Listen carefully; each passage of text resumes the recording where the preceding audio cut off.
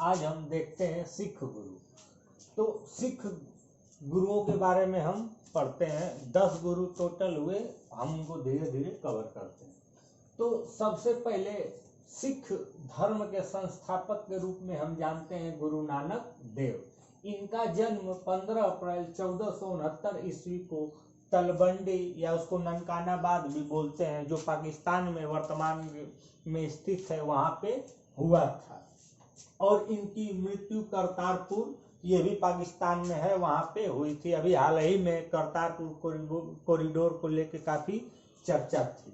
और इन्हें सिख धर्म के संस्थापक के रूप में जाना जाता है। इन्होंने लंगर की व्यवस्था की परंतु नियमित रूप से लंगर चल नहीं पाता था। लंगर की अगर हम स्थापना की बात करें, जिसमें गरीबों को मुफ्त भोजन कराया जाता था, वो शुरुआत की गुरु नानक देव ने।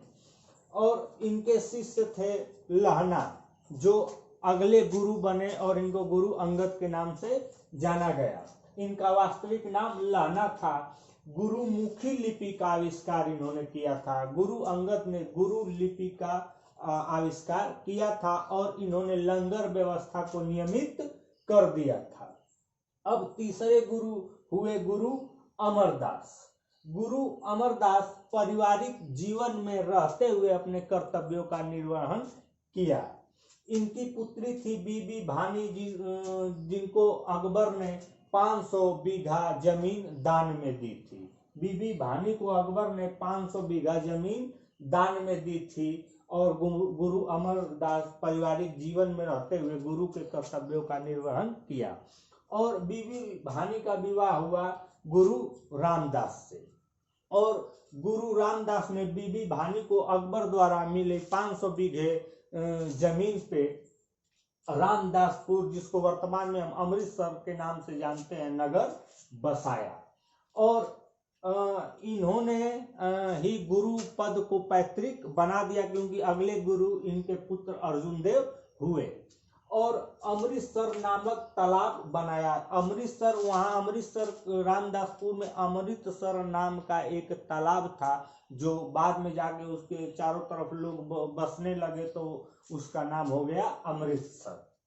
और इन्होंने अमृतसर नामक तालाब बनाया, तो इतना पॉइंट हो गया गुरु रामदास में। फिर इनके पुत्र जो थे गुरु अर्जुन देव थे, जो 5वें गुरु हुए। इन्होंने हरमिंदर साहब की स्थापना की, जो आगे चल के स्वर्ण मंदिर कहलाया।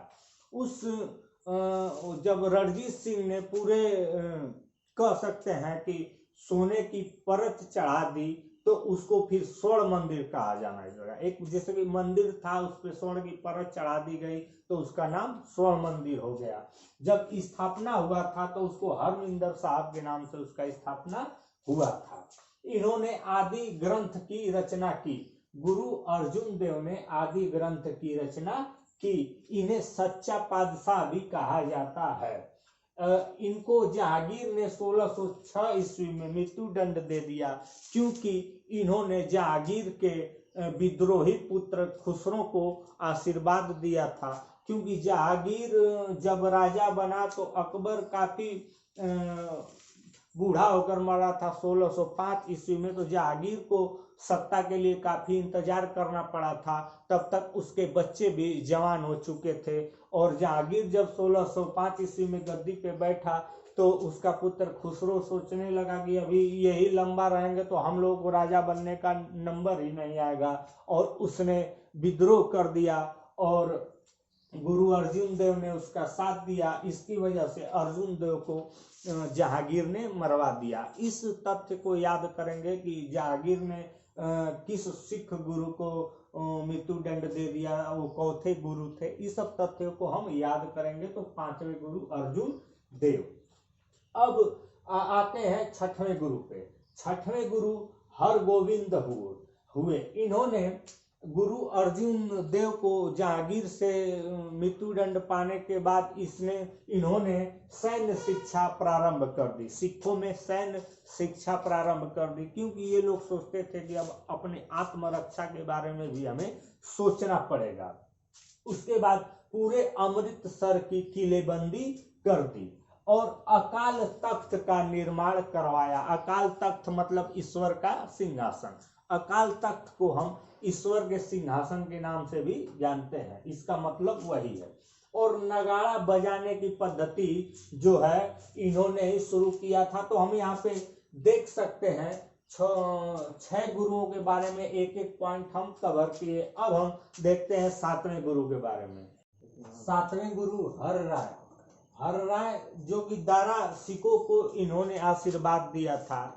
औरंगजेब के जैसे भाई थे बड़े दारा सिको बहुत ही विद्वान था और वो काफी सम्मान देता था विभिन्न धर्म के लोगों को।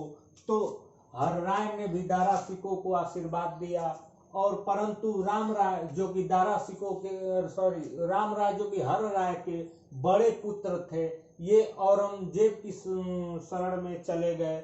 इस वजह से हर राय राम राय से नाराज हो गए और इन्होंने अपने छोटे पुत्र हर किशन को मात्र 6 वर्ष की आयु में अगला सिख गुरु घोषित कर दिया, अपना उत्तराधिकारी बना दिया।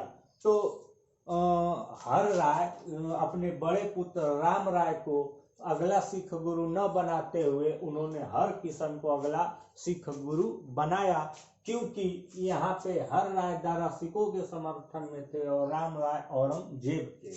परंतु हर किशन की जल्द ही चेचक से मृत्यु हो गई और इनके पुत्र न होने की स्थिति में उत्तराधिकारी युद्ध छिड़ गया। और इस उत्तराधिकारी युद्ध में तेग बहादुर जो कि 6वें सिख गुरु हर गोविंद के पुत्र थे, वो सिख गुरु बनने में कामयाब रहे।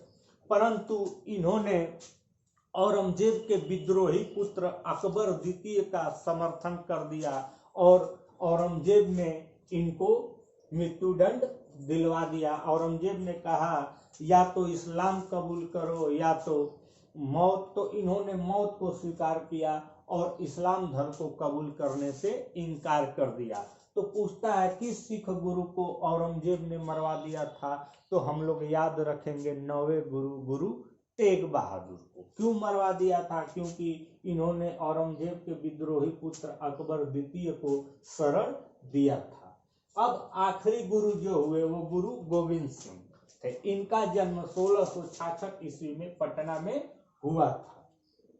1699 ईस्वी में इन्होंने खालसा पंथ की स्थापना की थी और इन्होंने सिखों के लिए 5 ककार दिए थे: केस, कंघा, कच्छा, कड़ा, कृपा। इनका कहना था कि सिख अपना बाल किसी को नहीं दिखाएंगे और ये 5 चीजें धारण करेंगे।